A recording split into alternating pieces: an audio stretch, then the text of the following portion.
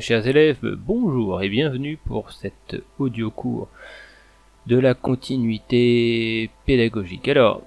Alors, il se trouve qu'on a des élèves qui viennent écouter ce cours et qui ne sont pas de notre fidèle et bonne classe de seconde 10. Alors, ils sont les bienvenus, bien sûr, puisque, après tout, pourquoi ils n'auraient pas le droit d'écouter le même contenu que vous ? Eh ben, bienvenue à eux. S'ils veulent suivre le cours, il faut qu'ils soient au courant qu'on utilise le manuel Belin 2019. Voilà, ça sera un petit peu plus facile pour eux à suivre. Et puis pour les documents qui sont dans le cahier de texte, eux ils n'ont pas accès au cahier de texte, ils devront les imaginer ou chercher sur internet des documents équivalents pour enrichir leur propre connaissance. Voilà. Et bien aujourd'hui nous attaquons le grand C, des réponses différenciées. Alors, des réponses différenciées, on a vu quels étaient, lors du cours précédent, les défis qui se présentaient aux sociétés et aux États en lien avec les parcours démographiques qu'ils étaient en train de suivre. Bon, et là, quand on s'intéresse aux réponses différenciées, ça nous conduit à une problématique. À quelle question on va chercher à répondre aujourd'hui ? Je vous la donne en mille, celle que vous allez noter dans vos cahiers. Comment les sociétés cherchent à s'adapter aux défis démographiques ? Voilà, ça c'est notre problématique du jour. Encore une fois, on va diviser notre cours en 3 parties. Et la première de ces parties, conduire des politiques démographiques. Ça c'est notre petit... Alors, conduire des politiques démographiques. Pour s'intéresser à ces politiques démographiques, on va s'intéresser d'abord à 2 documents qui sont dans notre manuel, à la page 113. Donc, documents 1 et 3 de la page 113. Alors, pour une fois, vous voyez, c'est le manuel qui vous emmène à Madagascar et pas moi, mais...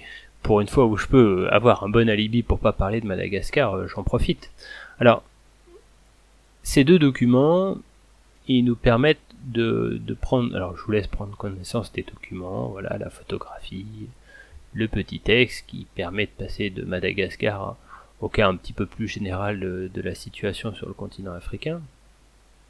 Bon, on est ici sur des pays qui connaissent une transition démographique qui s'accompagne d'une augmentation importante de leur population par des taux de natalité qui sont forts. Donc conduire des politiques démographiques, en étudiant ces documents, et c'est ce qu'on va noter dans nos cahiers, on se rend compte que pour conduire les défis de la croissance ou du vieillissement, sont entreprises des politiques.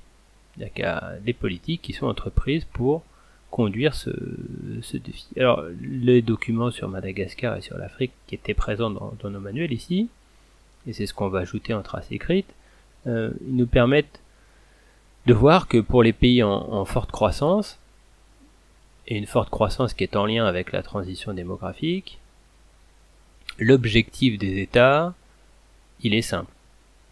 Réduire leur natalité.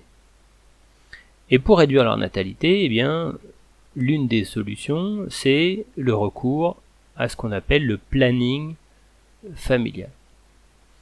Le planning familial, il ne s'adresse pas exclusivement aux femmes, mais ce sont les premières cibles du planning familial. L'idée, c'est de sensibiliser la population, déjà qu'elle comprenne comment fonctionnent les modes de reproduction. Et puis ensuite, comment on peut mettre en place des mesures de contraception pour maîtriser sa grossesse. L'objectif, c'est donc ici de réduire l'indice de fécondité pour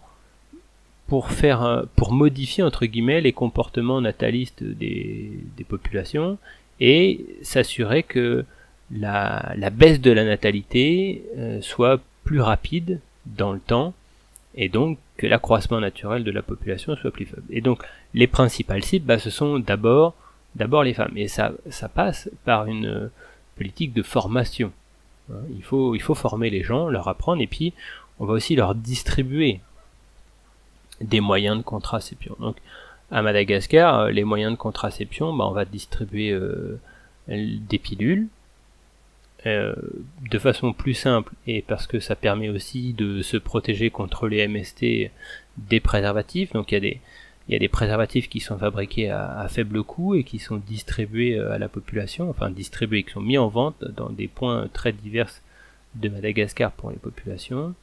Et puis il y a d'autres processus qui existent et qui sont là, du recours direct évidemment d'un médecin, comme pour la pilule, avec des patchs par exemple, ou des implants qu'on peut se faire poser. Et on a des modalités de contraception qui sont très rarement utilisées en France. Je connais des gens à Madagascar qui se sont fait faire des injections en fait qui s'accompagnent en fait pendant un an. La femme entre guillemets n'est plus fertile. Voilà, alors c'est discutable d'un point de vue médical. Les autorisations sont un petit peu plus aisément données là-bas qu'ailleurs, et l'effet, eh bien, c'est de diminuer le nombre d'enfants par femme. Donc, cette idée de planning familial, elle est à noter dans notre cours. C'est une définition en rouge, le planning familial. Planning familial, donc dans votre livre, vous allez recopier la définition. Voilà, je vous fais confiance. Donc là, on est dans la politique classique, entre guillemets. Rappelez-vous, le cours précédent, on a vu qu'il y a des États qui avaient fait des solutions bien plus extrêmes que simplement le planning familial. Et là, si vous avez des bons souvenirs, vous vous rappelez de la solution chinoise. Il faut noter dans notre cahier, finalement. Il faut noter que la solution chinoise, celle de la politique de l'enfant unique, c'est un extrême. Mais c'est bien un extrême qui est lié à une politique démographique. Et un extrême qui a eu un effet pervers, c'est-à-dire qu'aujourd'hui, elle pose cette politique à un autre défi, le défi du vieillissement de la population chinoise. Bon, alors restons en Asie. On est passé de l'Afrique à l'Asie, restons en Asie, et intéressons-nous maintenant au document 3, la page 94. Voilà, vous avez pris connaissance de ce document, eh bien, vous vous rendez compte qu'il n'y a pas que la Chine qui a mis en place des solutions extrêmes. L'Inde y a également eu recours. Il faut le noter ici. On a parlé du cas de la Chine, on peut noter que l'Inde elle a aussi eu recours à des méthodes extrêmes. Cette méthode extrême, c'est une certaine généralisation de la stérilisation des femmes. C'est-à-dire qu'on a mis à la disposition des femmes la stérilisation et on l'a conseillé, vendu comme une solution très pratique. Donc elle a été diffusée et mise en place. Alors oui, je sais les filles, je vous entends, derrière vos écrans, c'est pas juste pourquoi ce sont toujours les filles et pas les garçons. Bah oui, parce qu'on est quand même dans des sociétés très machistes et on réfléchit plus à mettre en place des politiques de contraception pour les femmes et rarement aux hommes on leur demande de la mettre en place sur eux-mêmes, ce qui serait parfois plus simple. Voilà, je ferme la petite parenthèse, j'ai pensé à vous les filles, la preuve. Bon, le problème, que ça soit pour l'Inde ou pour la Chine, alors évidemment en Inde il y a eu une politique de planning familial très importante également. La conséquence directe pour ces deux pays de cette politique démographique, c'est l'inversion du sex ratio. Alors sex ratio c'est de l'anglais, SEI, donc SEX, et plus loin ratio RATIO. En fait, le sex ratio c'est le nombre d'enfants, enfin c'est pas le nombre d'enfants, pardon, excusez-moi, c'est le rapport entre le nombre de femmes et le nombre d'hommes. Et donc dans tous les pays du monde et à l'échelle mondiale, ce qu'on peut observer, c'est que le sex ratio, il est globalement féminin. C'est-à-dire qu'il y a plus de femmes que d'hommes dans tous les pays du monde. Bon, c'est un hasard de la génétique, Enfin, un hasard, on pourra en discuter si on prenait le livre de Jacques Monod, Le hasard et la nécessité. C'est un super livre. Bon, évidemment, j'ai du mal à imaginer des élèves de seconde se lancer dedans, mais c'est pas notre propos. En fait, quand on fait des études statistiques des naissances, on se rend compte qu'il naît 1001 femmes pour 1000 hommes. Bon, voilà, c'est comme ça. Il naît plus de femmes que d'hommes. Donc, dans la majorité des populations, on a plus de femmes que d'hommes, puisqu'évidemment, nos populations dépassent les 1000 hommes. Bon, on mettra de côté les comportements à risque qui sont plus fréquents chez les garçons que les femmes, donc les hommes meurent plus, et donc il y a plus de femmes que d'hommes. Et en Inde et en Chine, on observe exactement le contraire. Il y a plus d'hommes que de femmes. Pourquoi ? Parce que alors, pour des raisons un tout petit peu différentes. Bon, en Inde, on l'a dit, politique de l'enfant unique. On veut un seul enfant, et donc on préfère avoir un garçon qu'avoir une fille, et donc évidemment on s'occupe pas bien de la santé de sa fille. En Inde, avoir une fille, c'est pas non plus bienvenu pour la majorité des familles, en lien avec des représentations culturelles. C'est-à-dire que la femme, elle est vue comme une charge.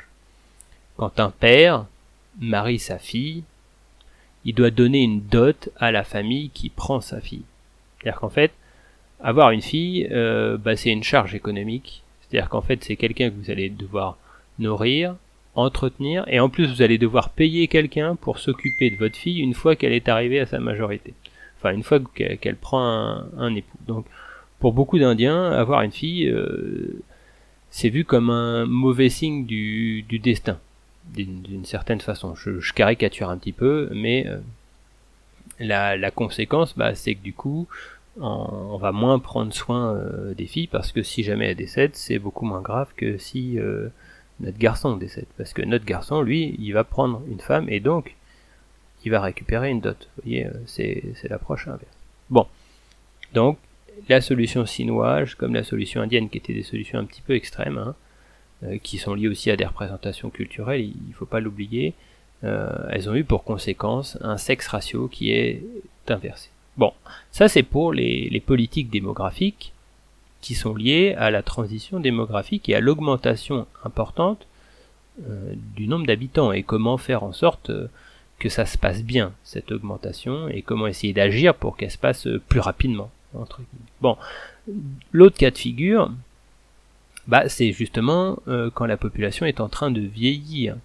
Et par exemple, pour les pays d'Europe qui ont connu un baby-boom au lendemain de la Deuxième Guerre mondiale et qui sont aujourd'hui composés de populations qui sont en train de vieillir. Pour éviter le vieillissement de la population, c'est d'autres stratégies qu'il faut déployer. Et ça, c'est le point à noter ensuite. Ce serait entre guillemets la deuxième articulation de notre petit 1, conduire des politiques démographiques. Et comment on fait pour éviter le vieillissement de la population. Alors là, je vais vous inviter à regarder vos diapositives qui sont dans le cahier de texte. D'abord, on va regarder les diapositives 1 et 2. Ces deux diapositives, elles s'intéressent à des données cartographiées et quantifiées sous la forme d'histogrammes sur les migrants et les pays dans lesquels ils ont trouvé refuge, notamment les réfugiés. Et il y a deux pays qu'il faut faire sortir du lot ici, c'est le cas de l'Allemagne et le cas de la Suède. Ça, c'est ce que vous noterez dans vos cahiers. Pourquoi ? Parce que l'Allemagne et la Suède, en fait, elles ont mis en place des politiques d'intégration migratoire. Politique d'intégration migratoire, concrètement, ça veut dire quoi ? Comme on fait face à une population qui est vieillissante, et comme nos habitants font moins d'enfants, et c'est le cas pour l'Allemagne et la Suède, en Allemagne on a le modèle de la famille, c'est un enfant par famille en Allemagne. Et, alors c'est lié à des politiques intérieures aussi, c'est-à-dire qu'en Allemagne, l'école primaire n'est pas obligatoire pour les enfants, c'est-à-dire l'école maternelle, que je sois précis, n'est pas obligatoire pour les enfants. En fait, ils vont à la crèche, il n'y a pas vraiment d'école maternelle en Allemagne. Et donc, ça, il faut le payer. Alors qu'en France, l'école maternelle, elle accueille tout le monde, et elle doit même, en théorie, accueillir tous les enfants, à partir de 3 ans maintenant. Donc, la conséquence, c'est que La conséquence positive, entre guillemets, pour les femmes, c'est une certaine liberté. Elles peuvent aller travailler, elles sont pas obligées de s'occuper des enfants. Pourquoi? Parce qu'évidemment, les maris pourraient s'occuper des enfants, mais comme les salaires sont inégalement répartis et que les hommes sont mieux payés que les femmes, en général, ce sont les femmes qui gardent les enfants parce qu'on va sacrifier le salaire le moins important des deux. Donc, on fait moins d'enfants en Allemagne, on fait moins d'enfants en Suède, et la population vieillit et on risque d'avoir en Allemagne, c'est un problème conséquent, quand même, une diminution à venir de la population, et pour les Allemands, c'est pas vu comme quelque chose de positif. Donc il a été décidé d'intégrer des migrants dans la population pour combler ce déficit de main d'œuvre, parce que des habitants, ce sont des gens qui peuvent travailler. Voilà. Bon. Donc l'idée à retenir, c'est celle-là, c'est qu'en Allemagne et en Suède, on a mis en place des politiques d'intégration migratoire comme stratégie pour éviter le vieillissement de la population et d'avoir une main-d'œuvre efficace.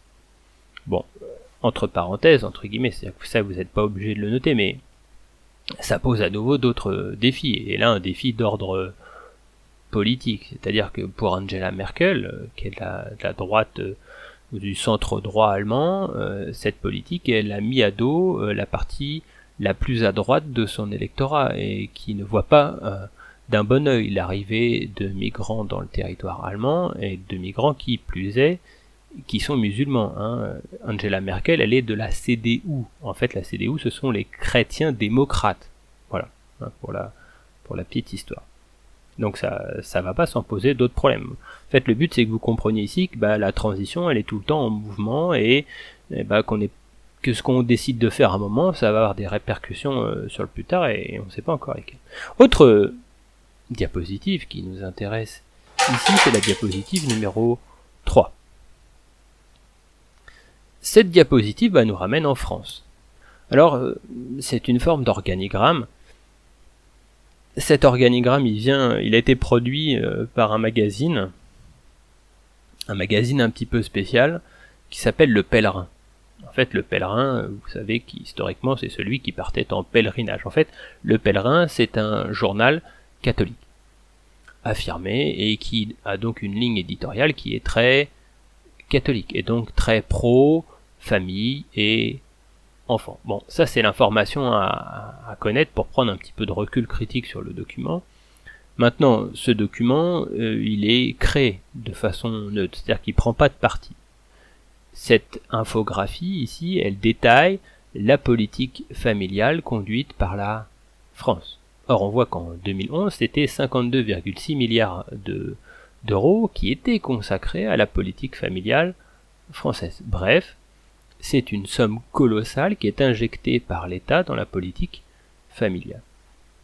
Donc, que fait la France et pourquoi la France investit autant d'argent dans sa politique familiale? Pour maintenir une politique de naissance, entre guillemets, pour favoriser le développement des familles et les naissances, de manière à avoir un taux de fécondité qui reste élevé. Alors, pour faire simple, on avait dit que l'Allemagne et la Suède ont entrepris toutes les deux, enfin les pays ont entrepris tous les deux des politiques d'intégration migratoire. Eh bien la France, elle met en place des aides économiques, des avantages fiscaux pour les familles, de façon à s'assurer qu'il y ait toujours des naissances. Ce sont les allocations familiales. Des allocations familiales qui deviennent de plus en plus intéressantes, entre guillemets, au fur et à mesure où vous avez un nombre d'enfants élevé.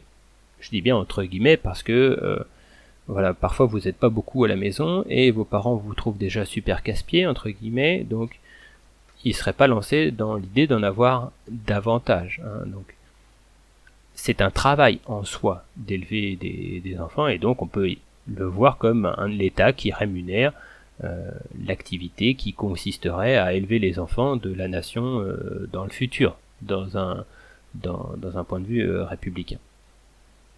Bon, alors, pour éviter le vieillissement au Japon, on a vu que finalement il n'y a pas grand-chose qui est entrepris. Enfin, il y a des choses qui sont entreprises, mais c'est plutôt comment contrecarrer les effets secondaires. En fait, le Japon, on l'a dit, il a fait le choix de la robotique. Donc il ne s'agit pas pour le Japon de mettre en place une politique pour qu'il y ait plus d'enfants qui remplacent les générations suivantes, c'est bon bah on s'adapte, on remplace les ouvriers par des robots, et puis on maintient notre productivité, et à la fin on a plus d'argent à se partager. Ça c'est l'idée générale. Est-ce que ça marchera? Bah je n'en sais rien, je suis comme vous. Voilà, ça c'était pour notre petit 1. Et bien passons maintenant à notre deuxième sous-partie. Petit 2, assurer l'approvisionnement. Augmentation de population égale pression sur les ressources plus importantes. On en avait parlé dans les défis, c'est-à-dire qu'il faut nourrir les habitants, il faut leur apporter de l'eau potable, et puis il faut aussi leur permettre d'avoir de l'énergie pour pouvoir continuer à produire et à vivre, et à se déplacer. L'énergie, c'est le moteur de nos déplacements, même si en ce moment on est tous à l'arrêt, enfin tous, non, parce que vous êtes nombreux à avoir des parents qui ne sont pas confinés et doivent continuer à maintenir leur activité professionnelle avec tous les risques que ça peut comporter. Donc, pour assurer l'approvisionnement, excusez-moi pour cette parenthèse, on va commencer par s'intéresser à une vidéo. C'est la première des 2 vidéos, je vous ai mis le lien dans le cahier de texte, pour ceux qui n'ont pas accès à ce lien et qui viennent de l'extérieur. En fait, c'est une vidéo sur la révolution verte en Inde. C'est l'interview d'un scientifique qui a été, enfin d'un sociologue, qui a été entreprise par la revue Mediapart, qui est un journal indépendant. Alors je crois qu'il s'appelle Frédéric Landy, mais là de prime abord, sans le nom de l'auteur sous les yeux, je m'y risquerai pas. Donc je vous laisse visionner cette vidéo et vous pourrez remettre play juste après. Voilà, c'était intéressant, n'est-ce pas? Alors, l'Inde. L'Inde, on y retourne, on retourne en Asie et on reprend le cas de l'Inde. Pourquoi? Parce qu'en Inde, sur un pays qui était déjà conséquent en termes démographiques, eh bien la transition démographique, elle a eu des conséquences encore plus importantes que d'autres. Quand on est sur une logique exponentielle, plus le gâteau est déjà gros, plus il va augmenter. Et le défi pour l'Inde, c'était comment on va nourrir tous ces futurs habitants qui vont arriver. Et donc, la politique agricole, c'était, et c'est toujours dans plein d'endroits dans le monde, d'abord un moyen de fournir l'alimentation aux populations, à ces populations. Comment on va les nourrir? Eh bien en Inde, ce qui a été mis en place, c'est la révolution verte. Donc révolution verte, on a cette idée de transition. La révolution, il faut pas l'oublier, c'est une transition. La révolution, nous on la voit souvent comme une rupture, mais le mot révolution, c'est le mot qu'on emploie pour parler du cycle du soleil autour de la Terre. C'est-à-dire que le soleil, il fait une révolution, il fait le tour de la Terre tous les ans. Donc la révolution, c'est aussi un tour. Et comment assurer les révolutions successives et ces tournants. Alors, révolution verte. La révolution verte, en Inde, et ça c'est ce qu'il faut noter, elle a une conséquence simple. L'augmentation de la production. On a produit plus. Et si on a produit plus à manger, on peut nourrir plus de personnes. C'est QFD. Là, vous n'êtes pas pris au dépourvu. Alors, comment augmenter aussi intensivement la production? Eh bien, en ayant recours dans une très large mesure à des insecticides et à des engrais. Des moyens qui finalement rendent possible ce qu'on appelle une agriculture intensive. On augmente les techniques de production. On va produire plus par hectare, on va avoir des rendements plus grands. Bon, l'idée vraiment à retenir et à noter dans votre cahier, c'est qu'en Inde, pour nourrir la population, a été entreprise la révolution verte, elle a augmenté la production grâce à des insecticides et à des engrais. L'objectif, c'était d'assurer cette transition et de permettre à tous ces nouveaux arrivants de ne pas connaître la famine. Donc révolution verte. Révolution verte, c'est une définition à noter dans vos cahiers, elle est dans votre livre. Alors attention, vous la trouverez à la fin du manuel, dans le lexique, pas dans le chapitre qui est en cours. Révolution verte, je vous laisse le noter. Bon, cette révolution verte, là c'est pas noté dans le cahier, hein, ce que je suis en train de vous raconter, mais cette révolution verte, elle est liée aussi à une transition d'une partie de l'industrie de l'armement. C'est-à-dire qu'en fait, il y a plein de fabricants d'insecticides, de pesticides, qui notamment la fameuse entreprise Monsanto qui fabriquait l'agent orange, en fait ces entreprises d'armes chimiques, elles vont se faire la transition et se mettre à fabriquer des éléments agricoles pour l'agriculture.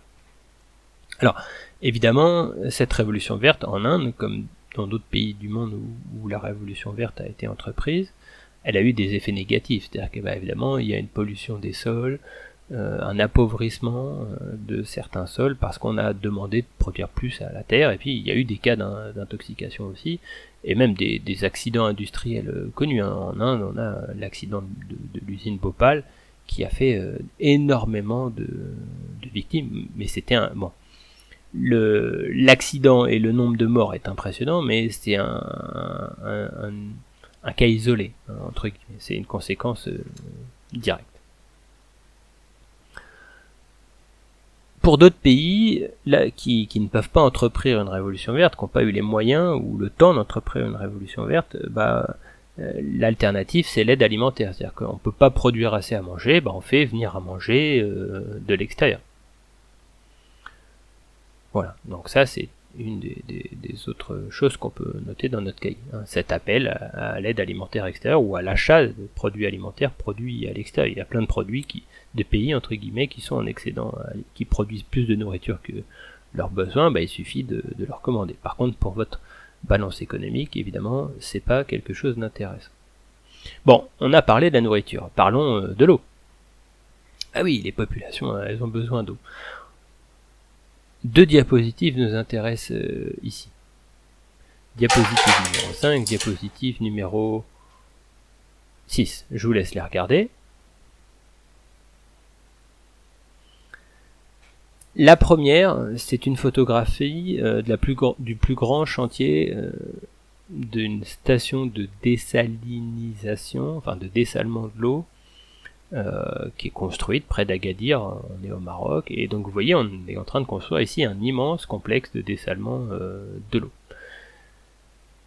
L'autre diapositive, elle revient sur les rivières artificielles qui ont été créées en Libye et qui ont été créées, ces rivières artificielles, à partir de l'eau qu'on va extraire de nappes phréatiques, enfin pas de nappes phréatiques justement, mais de nappes fossiles, de nappes d'eau non renouvelables, et qui du coup sillonnent la Libye et vont permettre alors d'avoir de l'eau pour les populations, mais cette eau là au Maroc comme en Libye, on se rend compte qu'elle sert d'abord à l'agriculture. En fait 70 voire 80% de l'eau qui est utilisée dans le monde, elle est utilisée d'abord pour l'agriculture. En fait on a besoin d'eau pour manger, boire, hein, et c'est l'autre besoin des populations, mais le besoin premier évidemment il est lié à la production alimentaire. Bon, vous dans vos cahiers du coup il faut noter quoi? Il faut retenir qu'on a aussi des aménagements pour l'eau. Pourquoi? Parce que l'eau c'est un moyen d'assurer l'agriculture et c'est un moyen d'assurer la vie des populations qui ont des besoins en eau potable. Et donc pour réaliser tout cela, il faut entreprendre des aménagements. Ils ont donc un coût.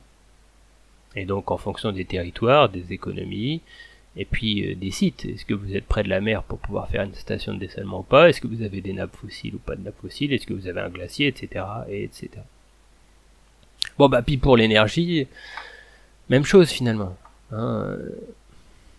On peut noter dans nos cahiers que le défi en termes énergétiques, il est lié à des situations différentes. C'est-à-dire il faut déjà pouvoir produire de l'énergie. Comment? Avec quoi? Et puis une partie des énergies qui sont produites ou exploitées, elles ont des effets de pollution. Avec l'augmentation du nombre de consommateurs, ça génère de la pollution.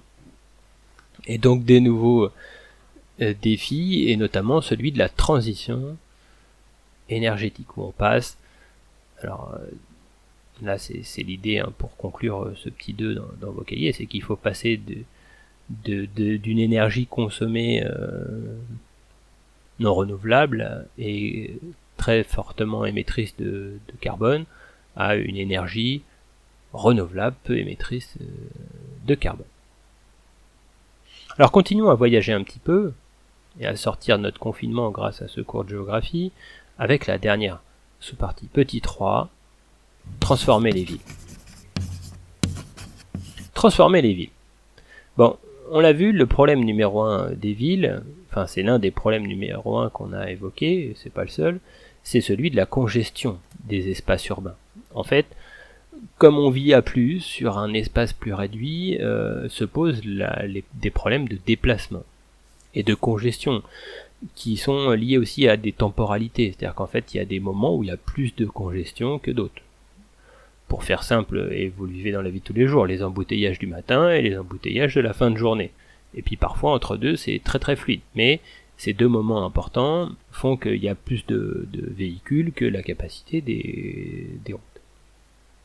Et puis dans les villes en développement, enfin des pays en voie de développement entre guillemets, ou des pays moins riches qui connaissent des transitions démographiques importantes, eh bien on a eu le développement de ces quartiers auto-construits dans des sites qui sont parfois un petit peu compliqués. On peut penser aux favelas de Rio, traverser une favelas à Rio, c'est pas facile. Au point où l'un des moyens qui avait été entrepris pour les désengorger, c'était de mettre en place des télécabines. Vous pouvez voir des vidéos de ces télécabines, notamment à Rio de Janeiro. Là, pour l'instant, elles sont en cours de réhabilitation. Alors, elles sont arrêtées pour des travaux. Est-ce qu'elles vont être remises en place par la suite? Là, il y a une période de doute chez les habitants de Rio. On verra. Bon, alors restons sur cette idée des transports et des nouvelles alternatives de transport et sur le télécabine avec les diapositives 7 et 8. On n'est pas à Rio de Janeiro, attention ici. Avec ces diapositives, on est parti à Medellín. Alors Medellín, M-E-D-E-2-L-I-N. Medellín, c'est l'une des capitales d'une des régions d'un pays qui s'appelle la Colombie, qui est souvent connu dans les films de gangsters comme le cartel de Medellín. Bon, je m'écarte complètement du sujet qui est le nôtre. Vous avez d'abord ici une diapositive qui montre ce télécabine. En fait, à Medellín, on parle pas de télécabine, on parle de métro-câble. En fait, c'est le transport métropolitain par câble.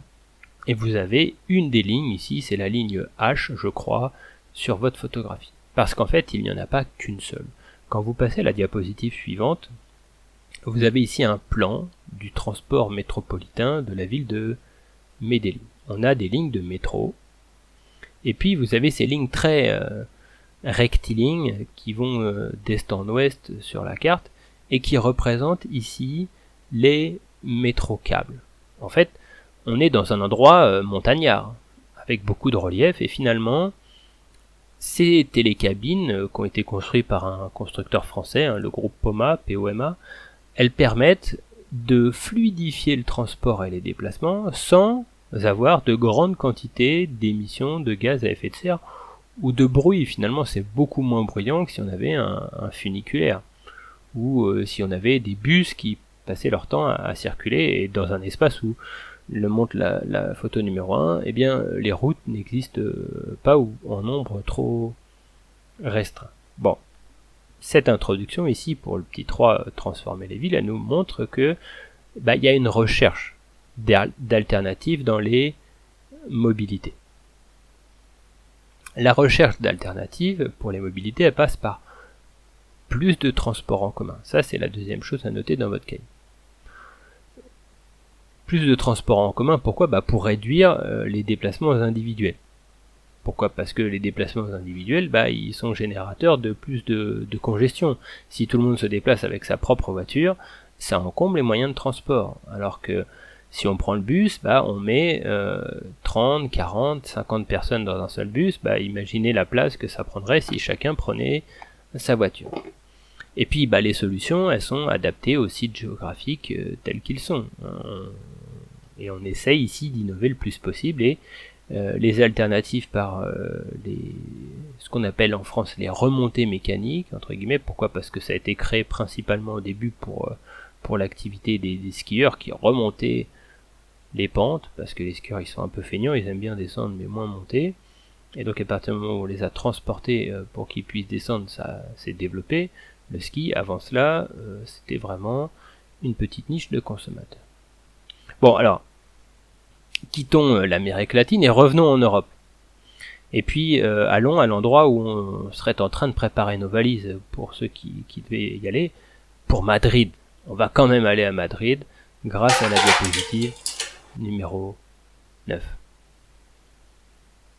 Bon, cette diapositive de Madrid est cet endroit que vous auriez vu et que vous auriez emprunté, puisque c'est une photo que j'ai prise lors d'un précédent voyage scolaire, nous permet de voir une chose. En fait, on a une voie centrale, et puis on a deux voies qui ceinturent cette voie centrale sur laquelle circulent des voitures. En fait, cette voie centrale, elle est réservée aux bus et à tous les véhicules où les gens font du covoiturage. C'est-à-dire que si vous covoiturez avec quelqu'un, vous avez le droit d'emprunter cette voie. Et vous le remarquez, cette voie, elle est beaucoup moins empruntée que les autres. En fait, c'est une voie réservée. Elle est à sens unique. Vous ne croisez pas de voiture sur cette voie-là. Elle est à sens unique et son sens de circulation, il est alternatif. C'est-à-dire que le matin, vous pouvez l'emprunter pour aller vers le centre-ville. Et à partir d'une certaine heure, il la ferme. Et une fois qu'elle est vide, en début d'après-midi, son sens s'inverse. Donc cette voie permet de fluidifier l'accès pour tous ceux qui vont privilégier un déplacement à plusieurs, alors que les autres vont perdre beaucoup de temps dans les embouteillages, et puis le soir vous rentrez plus vite dans vos pénates. Voilà. Donc on a ici un but qu'on observe aussi en Europe. Le but c'est de fluidifier le plus possible la circulation, dans l'objectif également d'émettre moins de pollution, c'est d'adapter la ville à la croissance de la population. Bon, puis pour finir, transformer les villes, c'est aussi essayer de réfléchir aux villes de demain et à quoi elles ressembleront. Et on va finir donc avec une vidéo sur les écoquartiers que je vous laisse regarder. Alors voilà, cette vidéo, en fait, elle explique ce qu'est un écoquartier. Vous comprenez bien que les écoquartiers, pour l'instant, c'est principalement du ressort des pays qui ont un certain niveau de richesse. Donc on les rencontre d'abord dans les pays riches. Alors attention, les pays riches, c'est les pays qui ont des liquidités qui permettent d'entreprendre ce type de projet. C'est-à-dire qu'il y a beaucoup de projets d'écoquartiers en Chine. Enfin, pas que des projets, il y a des écoquartiers réalisés en Chine. Est-ce que c'est l'endroit où vous voudriez habiter en lien avec la pollution? Ça, je n'en suis pas sûr. Donc, derrière les écoquartiers, il y a la recherche de nouveaux modes d'habiter. En fait, on est en train de construire des lotissements, des portions de villes dans lesquelles la biodiversité et la nature ont une plus grande place, de logements qui sont moins émetteurs de gaz à effet de serre parce qu'ils sont plus économes, et donc on essaye de créer ici une nouvelle relation avec l'environnement de l'urbain, d'où cette expression d'éco-quartier, éco comme l'écologie. Voilà, nous avons donc fini la première partie, et nous attaquerons à la fois suivante la prochaine, et puis pour l'heure on va aussi se livrer maintenant à une petite correction du travail en autonomie que je vous avais donné la séance précédente. Alors, la dernière fois je vous avais donné un travail en autonomie qui vous invitait à mettre en place une allocution de Jean Ziegler, un Suisse spécialisé dans la question de l'alimentation et le malthusianisme, le texte extrait directement de l'auteur Thomas Robert Malthus de 1798 dans son essai sur le principe de population. Alors oui, mea culpa, je vous prie de m'excuser, j'avais oublié de mettre le lien en vidéo du texte de l'allocation de Jean Ziegler. Il y est maintenant, donc vous pouvez l'écouter et refaire l'exercice si vous ne l'avez pas fait, puis revenir ensuite écouter le corrigé. Donc, On se demandait d'abord, selon Jean Ziegler, combien la Terre pourrait nourrir actuellement de personnes. Et donc, vous l'avez remarqué, pour Jean Ziegler, il est possible, à l'heure actuelle, selon les connaissances qu'on a, de nourrir 12 milliards d'êtres humains. Ça fait quand même un certain nombre, n'est-ce pas ? Combien sommes-nous aujourd'hui ? Évidemment, on est un petit peu plus de 7 milliards, et donc on peut largement nourrir ses habitants. Le problème, on est dans la deuxième question là pour ceux qui se demandaient, et pour Jean Ziegler, le problème c'est qu'il y a une inégale distribution de la nourriture sur la Terre, et qu'il y a des guerres, et qu'il y a de la rétention de nourriture, de la non-distribution, et que du coup, et c'est pour ça qu'il parle lui de crime, on laisse certains des habitants de la planète Terre mourir de faim parce qu'il y a une inégale distribution des ressources alimentaires. La question 3, quel était au XVIIIe siècle le point de vue de Malthus sur l'évolution de la population et les ressources alimentaires disponibles ? Pour Malthus, la population augmentait plus vite que les ressources alimentaires disponibles. Et donc, pour lui, ça allait poser un problème. Parce qu'il n'y aurait pas assez de choses à manger. Il n'y aurait pas des aliments en quantité suffisante. Et il ajoutait à la fin du texte, il faut qu'à chaque instant, une loi supérieure fasse obstacle à son extension. C'est un pasteur, Sir Thomas Robert Malthus, et donc cet obstacle à son extension, c'était Dieu, et c'était la foi. C'est-à-dire qu'en fait, la solution pour lui, c'était de se serrer la ceinture et d'avoir moins d'enfants. Alors la vision de Malthus est-elle encore présente aujourd'hui ? Normalement, vous avez répondu oui. Et pourquoi est-elle encore présente aujourd'hui en justifiant ? On a vu le cas. Il y a plein de pays qui ont mis en place des politiques pour réduire leur naissance, dont la Chine. Pourquoi ? Pour empêcher le nombre d'habitants d'augmenter de façon trop importante et pour contrôler les ressources, en avoir plus à redistribuer. Et puis les diapositives que vous avez vues, notamment la une du Point, il y a encore ces craintes d'une surpopulation qui va arriver. Et le paradoxe, c'est qu'on parle même souvent pour le continent africain de surpopulation. En 2050, 2060, 2070, on va arriver au milliard d'habitants pour le continent africain, même plus. Donc on va être sur un des pôles de la population mondiale sur le continent africain. Le continent africain, il n'est pas surpeuplé, à contrario, il est même souvent sous-peuplé pour mettre en valeur les terrains qui y sont présents. Bon, puis la dernière question, démontrer que les points de vue de Ziegler et de Malthus sont opposés. Normalement, vous avez vu que pour Jean Ziegler, le problème, c'est pas le problème du nombre. Le problème, c'est la solidarité, la distribution des biens entre les espaces, entre les territoires. Alors que pour Malthus, le problème c'est juste un problème mathématique. Il n'y aura pas assez à manger et il n'y a pas de réflexion sur les capacités, les innovations technologiques qui permettraient de nourrir plus de personnes. Voilà, ça c'était pour le cours. Et donc pour le cours d'aujourd'hui, hormis recopier le cours, qui est déjà une activité prenante, de lire les documents, etc., vous n'avez pas de travail complémentaire à faire. Voilà. Bon, j'espère que tout se passe bien dans vos foyers, que vous arrivez à travailler, à vous organiser. Pensez à essayer de travailler ensemble à distance. Parfois, certains d'entre vous utilisent déjà des outils qui leur permettent de communiquer à distance. Je ne vais pas vous donner de nom parce que en théorie, en tant que prof, on n'est pas censé vous conduire sur des outils informatiques qui posent des problèmes de sécurité, notamment vis-à-vis de vos vies personnelles. Mais par l'intermédiaire des téléphones portables, en général, vous êtes déjà capable de vous mettre en contact. Puis il existe des sites qui vous permettent de faire de la visioconférence. Et ça peut être un moyen parfois de travailler pendant une demi-heure, 40 minutes, pas forcément sur un exercice de géographie ou d'histoire, mais ensemble pour pouvoir mutualiser vos idées et partager vos connaissances, ce que vous avez compris et ce que vous n'avez pas compris. Bien sûr, vous pouvez me contacter par l'intermédiaire du cahier de texte électronique ou de mon numéro de téléphone en le demandant à l'administration. Je suis en permanence le mardi de 10h à 13h et le jeudi de 10h à 13h. Je vous donne rendez-vous à jeudi. Bonne soirée. Au revoir.